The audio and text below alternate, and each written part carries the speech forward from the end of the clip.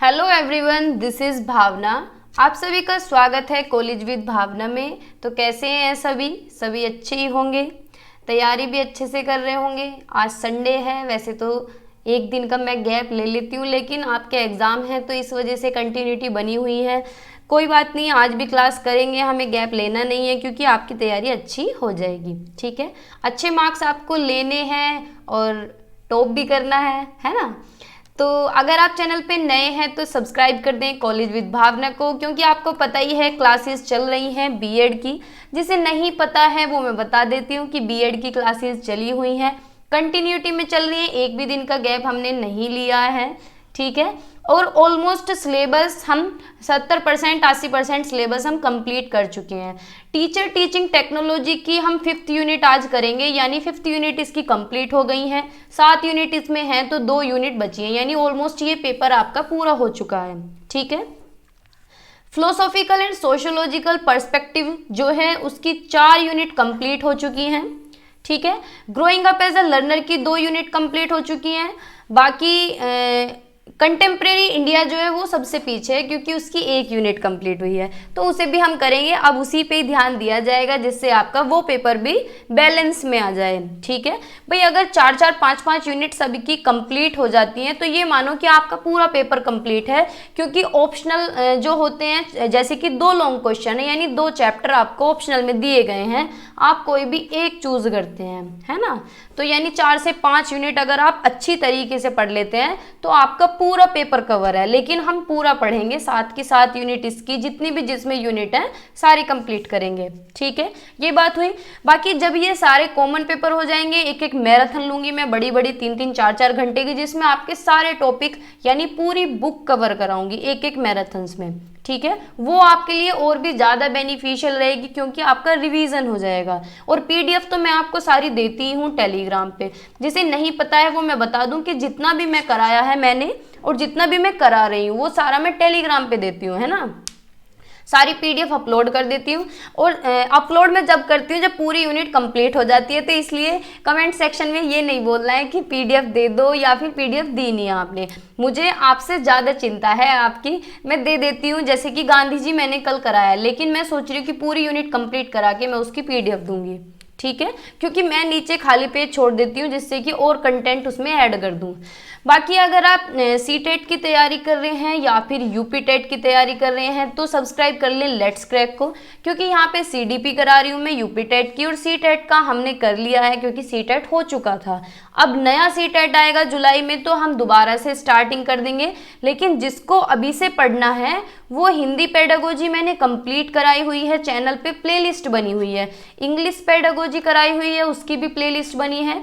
EVS का content plus pedagogy complete कराई हुई है तो वो भी आप जाके देख सकते हैं। और मैथ की पेडागोजी भी मैंने कंप्लीट कराई हुई है, तो यहाँ से आपका बेस रेडी हो जाएगा। फिर अगर पेपर जुलाई में होता है तो आप अच्छा स्कोर कर पाएंगे। ठीक है, ये बात हुई। आगे चलते हैं। अगर आपको कुछ भी मैसेज करना है, पूछना है तो इंस्टाग्राम पे फॉलो कर सकते हैं, मैसेज कर सकते हैं। ठीक है, मैं सभी का रिप्लाई करती हूँ। तो हम कर रहे हैं टीचर टीचिंग एंड टेक्नोलॉजी, पता होगा नहीं, कल हमने किया था फिलोसफी का एक पार्ट, आज हम कर रहे हैं टीचर टीचिंग एंड टेक्नोलॉजी। इसकी यूनिट 5 पे हम आ चुके हैं। यूनिट 5 का मैंने एक क्वेश्चन आपको कराया था, लेकिन टीचिंग स्ट्रेटेजीज जो यूनिट है यानी 5th यूनिट आज कंप्लीट कर लेंगे हम। ठीक है, हम 5 साल के पेपर लेके चल रहे हैं। अगर नहीं पता है तो मैं बता दूं, 5 साल के पेपर लेके चल रहे हैं, 22, 19, 18, 17 और 16। ठीक है, तो 5 साल में कहने का मतलब है कि आपकी पूरी बुक कवर हो जाएगी। ठीक है, तो स्टार्ट करते हैं। आज के जो क्वेश्चन है, what are the teaching strategies, यानी शिक्षण रणनीति क्या है, डेफिनेशन के थ्रू इसे एक्सप्लेन करना है। ये 2022 का क्वेश्चन है। सेकंड क्वेश्चन है, what do you mean by strategies of teaching, यानी शिक्षण की रणनीतियां क्या है। बात वही है, टीचिंग स्ट्रेटेजीज बोलो या स्ट्रेटेजीज ऑफ टीचिंग बोलो। ठीक है, इन्होंने 2 स्ट्रेटेजी पूछ ली हैं कि रोल प्लेइंग और ब्रेन स्टॉर्मिंग क्या होती है। अब देखो, रोल प्लेइंग और ब्रेन स्टॉर्मिंग शॉर्ट क्वेश्चन में भी पूछे गए हैं, तो ये मैंने आपको करा दिया है। अगर शॉर्ट में पूछा जाता है तो शॉर्ट में भी लिख सकते हैं, लॉन्ग में पूछा जाता है तो लॉन्ग में भी लिख सकते हैं। ठीक है, 2018 में क्वेश्चन आया कि right the concept, process, merits and demerits of discovery and project strategies of teaching in detail, यानी डिस्कवरी और प्रोजेक्ट स्ट्रेटेजीज के कंसेप्ट लिखने हैं, प्रोसेस लिखना है, मेरिट्स लिखनी है और डीमेरिट्स लिखनी है। देखो कितना लेंथी क्वेश्चन इन्होंने दिया था, ठीक है। तो इसी तरीके के क्वेश्चन आते हैं। आप इसमें पूरा चैप्टर आपका कवर हो गया टीचिंग स्ट्रेटेजीज, ठीक है। तो ऐसे ही पूरी बुक आपकी कवर हो जाएगी, ठीक है। लेकिन हम क्वेश्चन के फॉर्म में पढ़ रहे हैं जिससे कि आपको पता चल जाए कि क्वेश्चन किस तरीके से बनते हैं, ठीक है। तो स्टार्ट करते हैं question number first. What are the teaching strategies, explain it with definition, यानी शिक्षण रणनीतियाँ क्या हैं, इसे परिभाषा सहित समझाइए। भाई शिक्षण में क्या रणनीतियाँ होती हैं, अगर हम पढ़ाने जाएं स्कूल में तो हमारा वो शिक्षण होता है, उसमें हम क्या क्या रणनीतियाँ बनाते हैं। भाई हम मेथड्स देखेंगे कि हमें किस मेथड से पढ़ाना है, क्या हमें कंटेंट पढ़ाना है, किस लेवल का पढ़ाना है, कौन सा टॉपिक पढ़ाना है, क्या हमारी टेक्निक्स रहेंगी पढ़ाने की, यानी टीचिंग हमें बिल्कुल इजी बनानी है जिससे बच्चों को समझ आए, वे होती हैं सारी रणनीतियाँ, ठीक है। तो पढ़ते हैं कि टीचिंग स्ट्रेटेजीज आर मेथड्स और approaches that educators use to facilitate learning and achieve specific learning objectives, यानी शिक्षण रणनीतियाँ मेथड्स होते हैं, अप्रोचेज यानी उपागम होते हैं जिसे टीचर्स एडुकेटर्स यूज करते हैं जिससे कि लर्निंग इजी हो सके, सिखाना आसान हो सके, और क्या है कोई एक उद्देश्य वो पा सकें, वो अचीव कर सकें, ठीक है। जो ये टेक्निक्स हैं, जितनी भी टेक्निक्स टीचर्स यूज करते हैं वो किस लिए यूज करते हैं, इंस्ट्रक्शन को डिलीवर करने के लिए, यानी जो भी मेथड से वो पढ़ाते हैं, जो भी वो कंटेंट पढ़ा रहे हैं उसे डिलीवर करने के लिए, जिससे बच्चे क्या है सीख सकें और ज़्यादा से ज़्यादा इंफॉर्मेशन रिटेन कर सकें, अपने माइंड में स्टोर कर सकें, याद कर सकें, ठीक है। बहुत तरह की टीचिंग स्ट्रेटेजीज होती है जिसकी अपनी स्ट्रेंथ्स हैं, अपनी वीकनेसेस हैं, यानी स्ट्रेंथ भी और वीकनेसेस हैं। जैसे कि भाई टीचिंग स्ट्रेटेजीज के अंदर लेक्चर मेथड आता है, लेकिन लेक्चर मेथड जो है बहुत पकाऊ मेथड है, टीचर लेक्चर दे रहा है और बच्चों को नींद आ रही है, तो उसकी स्ट्रेंथ भी है, वीकनेसेस भी है। वीकनेसेस क्या है कि ये इफेक्टिव तरीका बिल्कुल भी नहीं है। तो इसी तरह के कुछ एग्जाम्पल हम आगे लेके चलेंगे, ठीक है।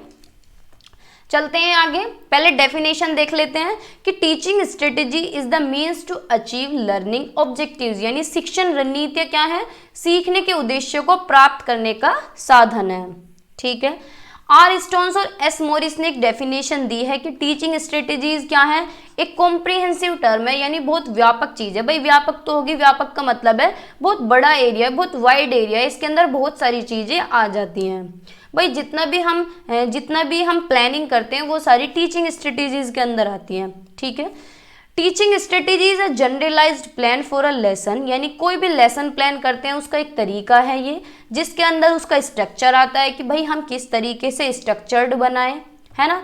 Desired learners behaviour in terms of goals of instruction and an outline of plan tactics necessary to implement the strategy, यानी शिक्षण रणनीति एक पाठ के लिए एक सामान्यकृत योजना है जिसमें निर्देश के लक्ष्यों के संदर्भ में संरचना, वांछित शिक्षार्थी व्यवहार और रणनीति को लागू करने के लिए आवश्यक नियोजित रणनीति की रूपरेखा शामिल है। यानी पूरी क्या है, जितनी भी रणनीति हैं, जितने भी मेथड्स हैं, जितने भी तरीके हैं, वो किसके अंदर आते हैं, टीचिंग स्ट्रेटेजीज के। किस तरीके से हमें बच्चे का बिहेवियर मोल्ड करना है, किस तरीके से अपना बिहेवियर रखना है, किस तरीके से पढ़ाना है, लेसन प्लान का स्ट्रक्चर क्या होना चाहिए, और जब लेसन प्लान हमने पूरा प्लानिंग कर ली है तो उसे इम्प्लीमेंट कैसे करना है, उसे पढ़ाना कैसे है, ठीक है। तो ये सारा शिक्षण रणनीति के अंदर आता है। अब क्या क्या मेथड्स कितने तरीके की रणनीतियाँ होती हैं। भाई रणनीति तो बहुत तरह की हैं, लेकिन इसमें 6 से 7 हमने रखी हैं। देखो कितने तरह की हैं, अगर मैं बताऊं आपको, लेक्चर स्ट्रेटेजी है, डेमोन्स्ट्रेशन है, ह्यूरिस्टिक है, डिस्कवरी है, प्रोजेक्ट है, असाइनमेंट स्ट्रेटेजी है, ट्यूटोरियल है, ब्रेनस्टॉर्मिंग है, टीम वर्क है, ग्रुप वर्क है, और भी बहुत सारी हो सकती हैं, ठीक है। कहने का मतलब है जो भी टीचिंग के अंदर आती है वो सारी रणनीतियाँ तो होती हैं, पढ़ाना लिखना, किस तरीके से पढ़ाना है, क्या इम्प्लीमेंट करना है, ठीक है। फर्स्ट है लेक्चर मेथड। लेक्चर मेथड क्या है, सबसे पुराना तरीका है पढ़ाने का और सबसे ज़्यादा पकाऊ। जैसे कि आप केमिस्ट्री में पढ़ते रहते हैं, फिजिक्स का कोई भी लेक्चर चल रहा हो तो टीचर क्या करता है, थ्योरी पढ़ा रहा है और समझा रहा है, लेक्चर दे रहा है और बच्चों को क्या है, नींद आ रही है। तो ये सबसे क्या है, सबसे ट्रेडिशनल मेथड है, सबसे ओल्ड मेथड है और टीचर सेंटर्ड है। टीचर का ही रोल रहता है इसमें, बच्चे आराम से पैसिव होके सुनते हैं। क्या है, टीचर सेंटर्ड है, यानी शिक्षक केंद्रित है। बस शिक्षक बोलता रहता है और वो बच्चे आराम से सुनते हैं। ठीक है, तो ये मेथड बिल्कुल भी इफेक्टिव नहीं है। पढ़ते हैं कि ये ट्रेडिशनल टीचिंग स्ट्रेटेजीज है, यानी पुराने ज़माने से चली आ रही है, पहले से चली आ रही है। पहले के टाइम पे टेक्निक्स तो थी नहीं, तो लेक्चर के थ्रू ही पढ़ाते थे, है ना। इसमें टीचर बोलता है, प्रेजेंट करता है इंफॉर्मेशन बच्चों के सामने, ठीक है, और बच्चे आराम से सुनते हैं और नोट्स बनाते हैं। और नोट्स भी नहीं बनाते तो चुपचाप सुनते हैं, पैसिवली सुनते हैं, नींद आती है बच्चों को, है ना। This method is effective for delivering large amount of information quickly. बस इसकी एक अच्छी बात यह है कि अगर 200 बच्चे भी बैठे हों, टीचर लेक्चर दे रहा है तो 200 बच्चों को एक साथ संभाल लेगा। बस इसकी ये एक खासियत है, ठीक है। लेकिन इसमें बच्चे एंगेज नहीं हो पाते, यानी शामिल नहीं हो पाते। भाई चुपचाप सुन रहे हैं, सुनते रहेंगे, साइलेंस तो मिल जाएगा क्लास में, लेकिन हर बच्चे का इन्वॉल्वमेंट नहीं मिलेगा, है ना। किसी के पल्ले पड़ता है, किसी के नहीं पड़ता, है ना। और एनकरेज क्रिटिकल थिंकिंग, यानी ये इसके अंदर नहीं है कि ना तो बच्चों को ये एंगेज करता है, या ना तो सारे बच्चों को शामिल करता है, और ना ही उनकी थिंकिंग डेवलप होती है, उनकी सोच डेवलप हो पाती है, ठीक है। क्योंकि बच्चे क्या हैं, इसमें पैसिवली रोल निभाते हैं, ठीक है। और टीचर का कैसा रोल होता है, एक्टिव रोल होता है इसके अंदर, ठीक है। आगे चलते हैं, फिर सेकंड है, क्या हो गया, सेकंड है डिस्कशन मेथड, यानी चर्चा पद्धति। इस टीचिंग स्ट्रेटेजी में क्या होता है, जो बच्चे हैं and the teacher engaging in a dialogue, यानी बच्चे और टीचर्स के बीच में क्या है, डायलॉग डिस्कशन होता है, ज़्यादा से ज़्यादा इंटरेक्शन होता है, अंतःक्रिया होती है। बच्चे कुछ पूछते हैं टीचर से, टीचर कुछ पूछते हैं, मतलब इंटरेक्शन होता है, किसी भी टॉपिक पे हो सकता है, किसी भी डायलॉग पे हो सकता है। इसमें ज़्यादा से ज़्यादा बच्चे पार्टिसिपेट रहते हैं और बच्चे एक्टिवली इन्वॉल्व होते हैं, यानी बच्चे क्या है, सक्रिय भागीदारी निभाते हैं अपनी, ठीक है। Students are encourage to express their ideas and opinion, और बच्चों को भी मौका दिया जाता है और उन्हें प्रोत्साहित किया जाता है कि वो अपने आइडियाज शेयर कर सकें, ठीक है। और teacher facilitate the conversation, this method is effective for promoting critical thinking, यानी ये मेथड अच्छा है। इसमें जब बच्चा भाई पार्टिसिपेट करेगा, बच्चा जब बोलेगा, अपने आइडियाज शेयर करेगा, तो उसकी क्रिटिकल थिंकिंग भी डेवलप होगी, यानी बच्चे का माइंड डेवलप होगा, सोचने समझने की शक्ति डेवलप होगी, वो तरीके से सोच पाएगा, एक चीज को कई तरीके से करने के उसके दिमाग में आइडियाज आएंगे, ठीक है। Can engage students who may not participate in a lecture, यानी जो लेक्चर मेथड में भी बच्चे एंगेज नहीं कर पा रहे थे, डिस्कशन में वो भी एंगेज होते हैं, ठीक है।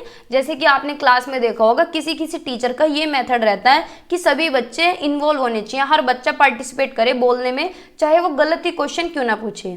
कहते हैं ना, बहुत से टीचर्स ऐसे कहते हैं कि तुम क्वेश्चन पूछो चाहे गलत ही क्यों ना हो। तो वो क्या होता है, डिस्कशन मेथड होता है कि टीचर भी पूछता है बच्चों से और बच्चे भी पूछते हैं टीचर से, या फिर किसी भी टॉपिक पे डिस्कशन करते हैं, ठीक है। तो ये है चर्चा पद्धति, ये अच्छी है, इफेक्टिव है, बच्चे इसमें एक्टिवली पार्टिसिपेट करते हैं और बच्चों की सोच भी विकसित होती है, यानी थिंकिंग डेवलप होती है, ठीक है। तो ये क्या है, प्रभावशाली तरीका है। फिर थर्ड है कोऑपरेटिव लर्निंग, यानी सहयोगात्मक शिक्षण भी कह सकते हैं, सहकारी अधिगम भी कह सकते हैं, ठीक है। कोऑपरेटिव लर्निंग क्या है, नाम से ही पता चल रहा है, कोऑपरेट यानी सहयोग करना, एक दूसरे को क्या है, कोऑपरेट करना, जैसे कि हम घर में करते हैं, मम्मी को करते हैं, पापा को करते हैं, इसी तरीके से स्कूल में करना है एक दूसरे को कोऑपरेट, ठीक है।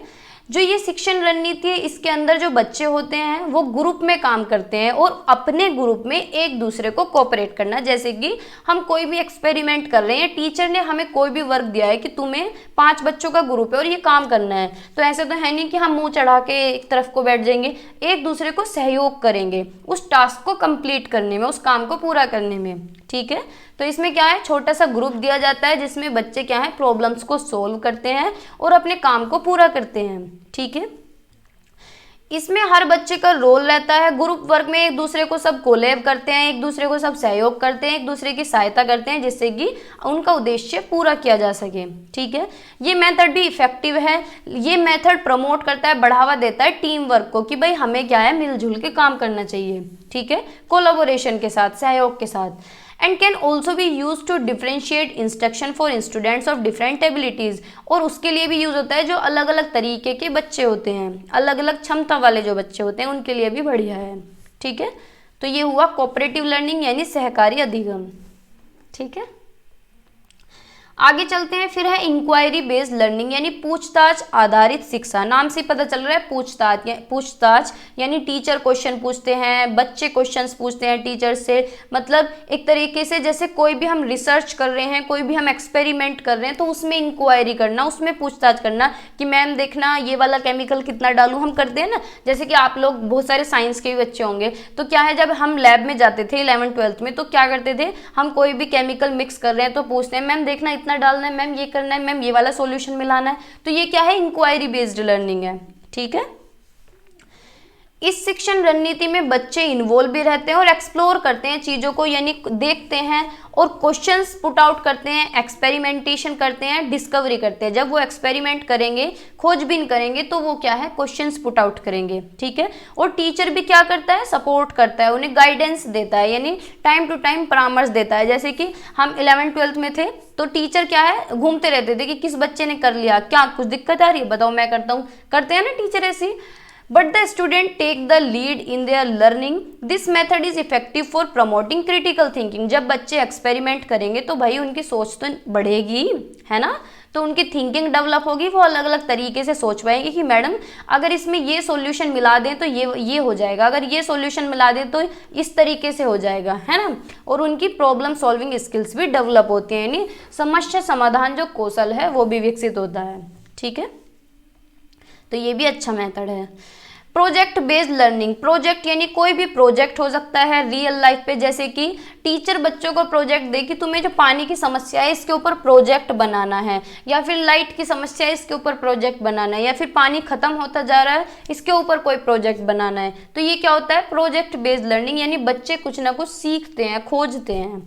ठीक है, इस स्ट्रेटेजी में बच्चे इन्वॉल्व होते हैं एक लॉन्ग टर्म प्रोजेक्ट में, यानी भाई कोई भी प्रोजेक्ट दिया अब 1 मिनट में या 1 घंटे में तो होगा नहीं। जैसे कि तुम्हें सर्वे करना है कि तुम्हारे एरिया में बाढ़ आई थी या फिर उस एरिया में बाढ़ आई थी तो कितने लोग पीड़ित हुए थे। तो इस तरीके का अगर कोई प्रोजेक्ट दे देते हैं तो ये क्या होते हैं, लॉन्ग टर्म प्रोजेक्ट, काफ़ी दिन लगेंगे सर्वे करने में, पूछताछ करने में।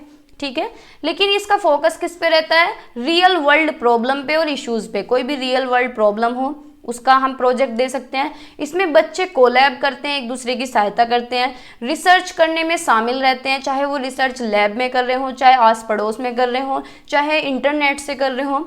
ठीक है, प्रॉब्लम सॉल्विंग में भी इन्वॉल्व रहते हैं, यानी समस्या का समाधान ढूंढते हैं, and present their findings to an audience, यानी जो भी इकट्ठा करके लाते हैं डेटा वो ऑडियंस के सामने प्रेजेंट करते हैं। ये मेथड भी इफेक्टिव है, इसमें भी बच्चे की जो सोच है उसे बढ़ावा मिलता है, विकसित होती है वो, और जो समस्या समाधान कौशल है वो भी विकसित होता है, कम्युनिकेशन स्किल्स भी डेवलप होती हैं। ठीक है, as well as developing a sense of social responsibility, यानी सामाजिक जो जिम्मेदारी है वो भी उसके अंदर बढ़ती है, वो भी उसके अंदर विकसित होती है। कैसे भाई, जब प्रोजेक्ट दे दिया किसी को, आस पड़ोस में जाएगा 10 लोगों से पूछेगा तो उसकी कम्युनिकेशन यानी बोलचाल भी ठीक हो जाएगी। ठीक है, और सामाजिक जिम्मेदारी भी उसे अच्छा पता चल जाएगी, उसके अंदर विकसित होगी, है ना। 4 चीजें पता चलती हैं, तो ये क्या है, प्रोजेक्ट बेस्ड लर्निंग।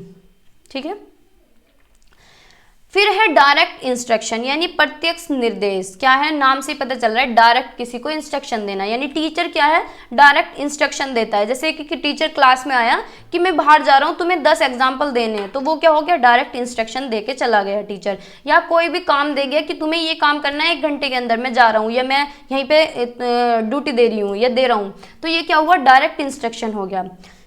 इस रणनीति में क्या होता है, टीचर इन्वॉल्व होता है कोई भी इंफॉर्मेशन प्रेजेंट करने के लिए, इंफॉर्मेशन को प्रेजेंट करता है एक स्ट्रक्चर्ड फॉर्म में, एक सीक्वेंशियल वे में, followed by guided practice and independent practice, यानी बच्चे उसमें क्या है, कोई भी प्रैक्टिस कर सकते हैं। ये मेथड काफ़ी इफेक्टिव है for teaching foundational knowledge and skills, यानी बेसिक नॉलेज के लिए अच्छा है, फाउंडेशनल नॉलेज के लिए अच्छा है, नॉलेज विकसित होती है, स्किल्स आती हैं बच्चों के अंदर। लेकिन इसमें सारे बच्चे एंगेज नहीं हो पाते भाई, जैसे कि टीचर कोई भी काम दे के गई या इंस्ट्रक्शन दे के गई तो सारे बच्चे उसमें शामिल नहीं हो पाते। ठीक है, और ना ही बच्चों की हायर ऑर्डर थिंकिंग को बढ़ावा मिलता है। ठीक है, आगे चलते हैं, फिर 7 है रोल प्लेइंग। रोल प्लेइंग क्या होता है भाई? रोल प्लेइंग हमने पिछली क्लास में पढ़ा था कि कोई भी टॉपिक है, जैसे कि पानी का ही टॉपिक है, पानी मेरे दिमाग में आ रहा है, तो कोई भी टॉपिक हो सकता है, पानी के ऊपर हो सकता है, बिजली के ऊपर हो सकता है, बाढ़ के ऊपर हो सकता है, ये कोई भी अपनी बुक की कविता हो सकती है। तो उसमें क्या है, टीचर रोल दे देती है कि तुम ये वाला रोल ले लो और तुम ये वाला रोल ले लो, ठीक है। तो ये क्या होता है, भूमिका निर्वहन बोलते हैं शायद इसे। तो रोल प्लेइंग एक टीचिंग स्ट्रेटेजी है, यानी शिक्षण रणनीति है, जिसमें क्या है, बच्चों को अलग अलग रोल दिए जाते हैं, कैरेक्टर दिए जाते हैं, किसी भी सिनेरियो के, कोई भी मूवी का दे सकते हैं या भगवान का दे सकते हैं, या फिर जैसे दिवाली आती है उसका कुछ भी, कि पटाखे छुड़ाने से क्या क्या लोगों को सांस लेने में तकलीफ हो रही है, तो कोई भी रियल लाइफ सिचुएशन या सिनेरियो का रोल प्ले कराते हैं। जैसे छोटे छोटे बच्चों को, जैसे कि जन्माष्टमी पे क्या है, सबसे ज्यादा रोल प्ले होता है कि बच्चों को कृष्ण जी बनाया जाता है ना। तो इसका उद्देश्य क्या होता है कि बच्चे एक्सपीरियंस गेन कर सकें, अलग अलग तरीके से सिचुएशंस को समझ सकें, ठीक है। For example student could play role play a job interview, यानी एग्जाम्पल जैसे कि मैंने दिया जन्माष्टमी का, और भी एग्जाम्पल रख सकते हैं कि इंटरव्यू के लिए अगर हम जाते हैं तो हम क्या करते हैं, पहले रोल प्ले करते हैं, करके देखते हैं कि मैं ऐसे बोलूँगा या ऐसे बोलूँगी। आप भी कहीं स्कूल में पढ़ाने जा रहे हैं, कुछ भी, कोई जॉब में भी होगा, जॉब भी करते होंगे, तो आप क्या है, इंटरव्यू देने जाने से पहले रिहर्सल करते हैं कि मैं इस तरीके से प्रेजेंट करूँगा, ठीक है।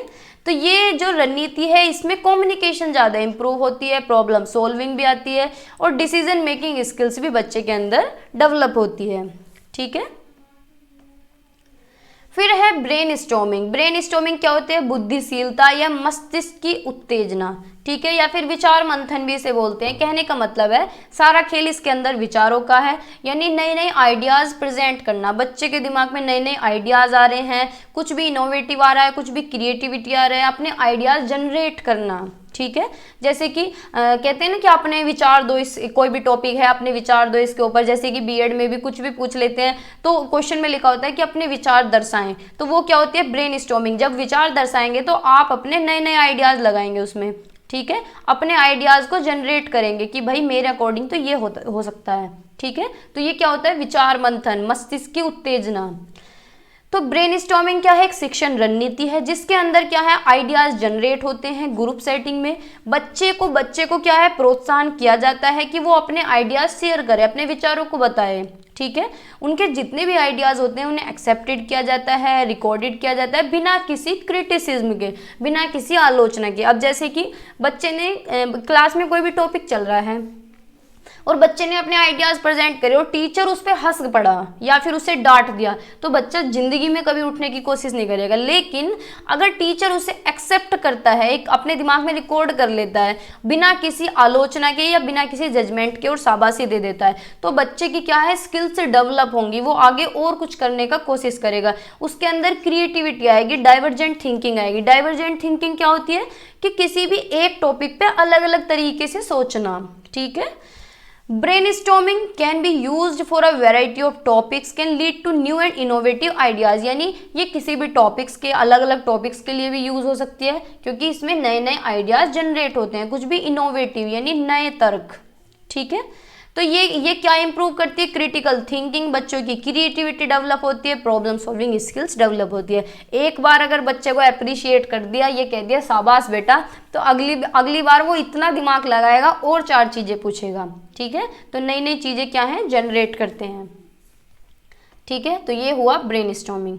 तो जितनी भी सारी स्ट्रेटेजीज हैं, इनकी खुद की स्ट्रेंथ है और खुद की वीकनेसेस हैं, यानी भाई इनके प्लस पॉइंट भी हैं और इनकी वीकनेसेस भी हैं। अब जैसे कि एक्सपेरिमेंट मेथड है, अब खाली एक्सपेरिमेंट मेथड से ही पढ़ाए जाए तो बच्चा कैसे थ्योरी कवर करेगा, है ना, तो उसकी वीकनेसेस भी हैं। अब लेक्चर मेथड है, अगर 200 बच्चे हैं तो लेक्चर मेथड से पढ़ा सकते हैं, तो ये उसकी स्ट्रेंथ है। वीकनेसेस क्या हुई कि भाई लेक्चर मेथड से बच्चे बोर हो जाते हैं, इंटरेस्टिंग नहीं होते, बच्चे पैसिवली रहते हैं, तो ये उसकी वीकनेसेस है, ठीक है। तो ये जितनी भी अलग अलग स्ट्रेटेजीज हैं, ये इफेक्टिव भी हैं और इफेक्टिव नहीं भी हैं, ठीक है, उद्देश्य को पाने के लिए, ठीक है। एडुकेटर्स इन्हें अगर सारों को कंबाइन करके यूज करें, भाई सारे मेथड्स अपने दिमाग में रखें कि आज साइंस पढ़ा रहे हैं हम, तो साइंस को हम किस तरीके से पढ़ाएं, ज़्यादा से ज़्यादा प्रैक्टिकल नॉलेज दें, बच्चों को पार्क में लेके जाएं, कोई भी टॉपिक पढ़ा रहे हैं केमिस्ट्री लैब में जाके पढ़ाएं, फिजिक्स पढ़ा रहे हैं तो फिजिक्स लैब में लेके जाएं, तो वो वो ज़्यादा इफेक्टिव होगी। ठीक है, तो अगर सारी स्ट्रेटेजीज को कंबाइन कर दें तो बच्चे का क्या है, ऑल राउंड डेवलपमेंट होगा, बच्चा सारी तरीके से सीखेगा, हर एक एक्सपीरियंस वो गेन कर पाएगा।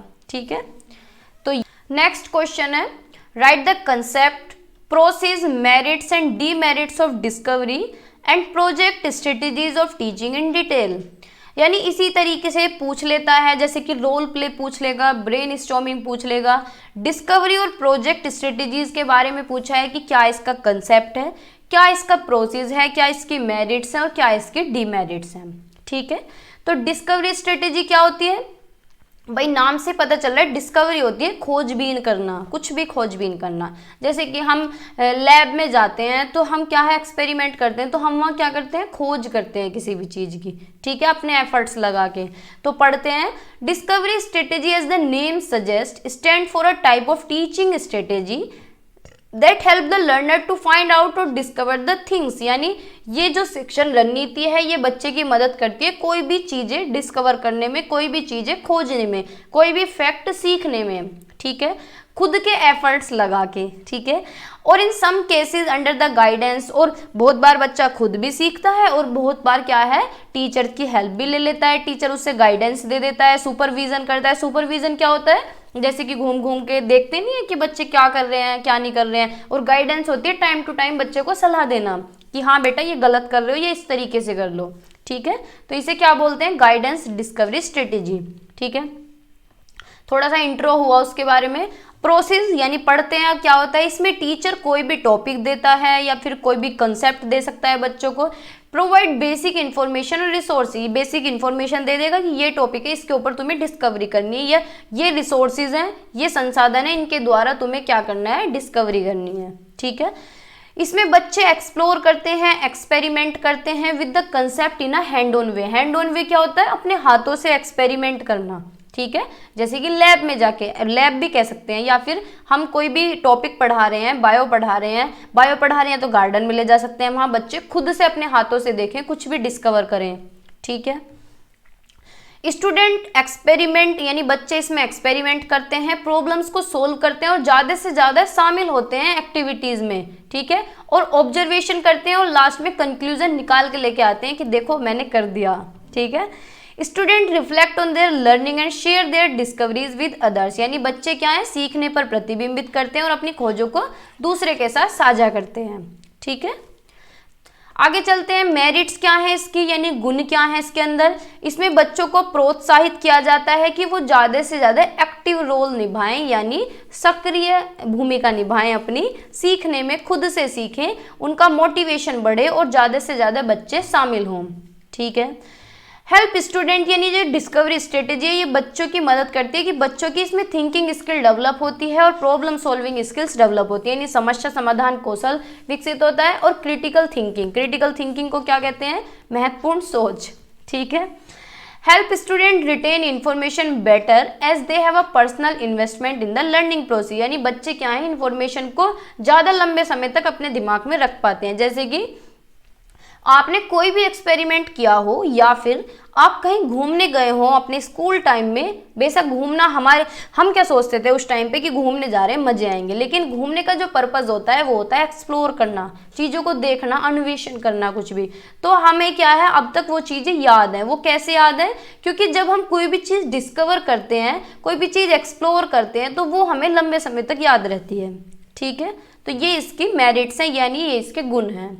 ठीक है, अब दोष देख लेते हैं कि भाई इसके अंदर अवगुण क्या है, डी गुण नहीं होता, अवगुण है ये। ठीक है, ये क्या है, बहुत ज़्यादा टाइम कंज्यूमिंग है, कि बहुत ज़्यादा टाइम लेती है। ठीक है भाई, टाइम तो लेगी, अब क्या हम इसी में ही लगे रहेंगे, डिस्कवरी में ही लगे रहेंगे, और बहुत ज़्यादा प्रिपरेशन चाहिए, बहुत ज़्यादा तैयारी चाहिए बच्चे को भी और टीचर को भी। ठीक है, जब जाके डिस्कवरी किसी चीज़ पे होती है। चैलेंजिंग भी हो सकती है कुछ बच्चों के लिए कि वो मीनिंगफुल डिस्कवरी करें, जैसे कि बहुत से बच्चे पढ़ाई में कमज़ोर होते हैं तो उनके लिए चैलेंजिंग हो सकता है कि वो डिस्कवरी कैसे करेंगे, कोई भी खोजबीन नहीं कर सकते, वो सिर्फ अपने जीने लायक पढ़ाई कर सकते हैं और पास हो सकते हैं। ठीक है, तो हर तरीके का बच्चा इस क्लास में होता है। सम स्टूडेंट में struggle with the open ended nature of discovery learning, यानी कुछ छात्र क्या है, खोज सीखने की खुली प्रकृति के साथ संघर्ष कर सकते हैं। ठीक है, तो ये हुई इसकी डिमेरिट्स। अब प्रोजेक्ट बेस्ड लर्निंग देख लेते हैं, यानी परियोजना आधारित ज्ञान।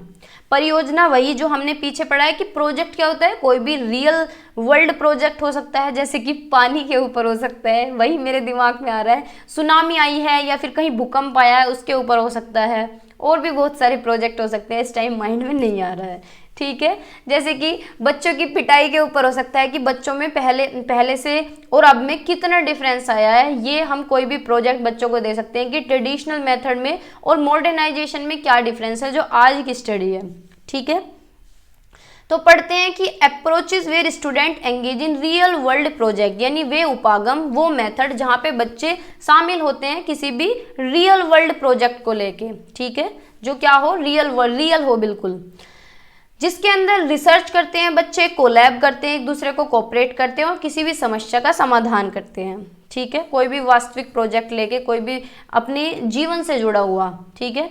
Often interdisciplinary allowing student to apply knowledge and skills from multiple subject, यानी क्या है, हम दूसरे सब्जेक्ट को एक दूसरे के साथ मर्ज कर सकते हैं, एक दूसरे के साथ जोड़ सकते हैं, ठीक है। यानी जैसे कि कॉमन सब्जेक्ट ले लें तो वो सारे सब्जेक्ट में आएगा, या फिर मल्टीपल सब्जेक्ट को कोई भी टॉपिक ले सकते हैं जो एक ही टॉपिक सभी जगह मिलता हो। जैसे कि आपने देखा होगा पोल्यूशन जो टॉपिक है वो साइंस वाले बच्चे भी पढ़ते हैं, ठीक है, आर्ट वाले बच्चे भी पढ़ते हैं, ठीक है। ऐसा मैंने देखा है कि पोल्यूशन टॉपिक बायो में भी रहता है, बहुत बार केमिस्ट्री में भी आ जाता है, और आर्ट वाले भी पढ़ते हैं, ठीक है। तो क्या है, ये क्या है, मल्टीपल सब्जेक्ट को एक साथ जोड़ना और अलग अलग सब्जेक्ट को इंटरडिसिप्लिनरी बना देना, ठीक है। To a project with real world implication, और रियली उसे इम्प्लाई करना।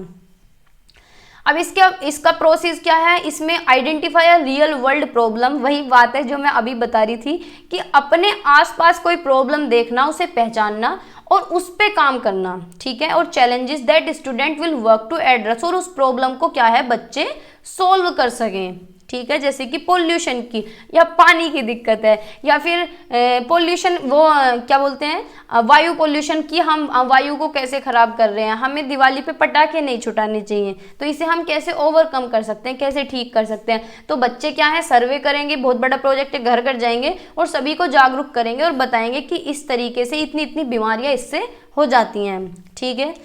एंगेज इन रिसर्च, बच्चों को शामिल करना, कोलैब करना और problem solving to develop a solution और product that address the problem, यानी जो भी प्रॉब्लम है, जो भी प्रोजेक्ट लिया गया है उसमें बच्चों को शामिल करना, बच्चे उस पर रिसर्च करेंगे, सब सहयोग करेंगे एक दूसरे को और प्रॉब्लम्स को सोल्व करेंगे और एक सॉल्यूशन निकाल के लेके आएंगे, ठीक है।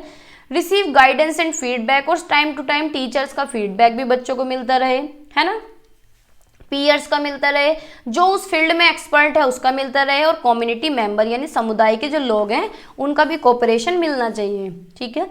Present the project to an audience, और ऑडियंस के सामने फिर उसको प्रेजेंट करना, जिसके अंदर पीयर्स हो सकते हैं, पेरेंट्स हो सकते हैं और भी स्टेक होल्डर हो सकते हैं, जैसे कि टीचर, प्रिंसिपल। ऑडियंस में कौन आते हैं स्कूल में, भाई कोई भी फंक्शन हो, पेरेंट्स होते हैं, टीचर्स होते हैं, बच्चे होते हैं, ठीक है, और भी कम्युनिटी मेंबर्स हो सकते हैं। अब इसके गुण क्या हैं, गुण क्या है, इसमें बच्चों को प्रोत्साहन करना जिससे कि उनके अंदर स्किल्स डेवलप हो सके, सहयोग की, कि बच्चे एक दूसरे को सहयोग करना सीख जाएं, कि भाई हम प्रोजेक्ट एक बच्चे को देंगे नहीं, 4 से 5 बच्चे हों, 10 बच्चों के ग्रुप को देंगे कि भाई तुम्हें जाना है पड़ोस में, घर घर जाके ये काम करना है, तो बच्चों के अंदर क्या है, सहयोग की भावना उत्पन्न होगी, कम्युनिकेशन उनकी अच्छी होगी, सोचने समझने की शक्ति बढ़ेगी, ठीक है। प्रोवाइड्स अपॉर्चुनिटी फॉर स्टूडेंट्स, यानी बच्चों को मौके देना कि वो अपनी नॉलेज को अप्लाई करें, अपने स्किल्स को अप्लाई करें मल्टीपल सब्जेक्ट्स में एक मीनिंगफुल तरीके से, अर्थपूर्ण ढंग से, ठीक है। हेल्प स्टूडेंट डेवलप, यानी ये जो प्रोजेक्ट स्ट्रेटेजी है ये बच्चों के अंदर क्या है, सेंस ऑफ एजेंसी और सोशल रेस्पॉन्सिबिलिटी भी डेवलप करती है, ठीक है। क्या होते हैं, वो सामाजिक जिम्मेदार नागरिक बन जाते हैं, ठीक है। डीमेरिट्स क्या है इसकी, भाई टाइम कंज्यूमिंग है, प्रोजेक्ट बहुत दिन में जाके पूरा होता है, बहुत ज़्यादा इसके लिए संसाधन चाहिए, बहुत तगड़ी प्लानिंग चाहिए, ठीक है। चैलेंजिंग हो सकता है सभी बच्चों के लिए, सभी बच्चों के लिए भी हो सकता है और कुछ बच्चों के लिए भी हो सकता है, वही बात है। कुछ बच्चे इसमें स्ट्रगल कर सकते हैं ओपन एंडेड नेचर को लेके। असेसमेंट जो है चैलेंजिंग हो सकता है, डिफिकल्ट भी हो सकता है कि उसका मूल्यांकन किस तरीके से करें, क्योंकि उसमें बहुत सारे सब्जेक्ट इंक्लूडेड हैं, ठीक है, ठीक है। तो आज की क्लास में इतना ही रखते हैं। टॉपिक हमारा कंप्लीट हो चुका है। होपफुली आपको ये क्लास समझ आई होगी, अच्छी लगी होगी। अगर क्लासेस इंफॉर्मेटिव लग रही हैं, समझ में आपके आ रहा है तो शेयर कर सकते हैं अपने फ्रेंड्स के साथ। ज़्यादा से ज़्यादा कोऑपरेट करिए, हेल्प करिए, सपोर्ट करिए। ठीक है, बाय बाय, टेक केयर, पढ़ते रहिए, मुस्कुराते रहिए।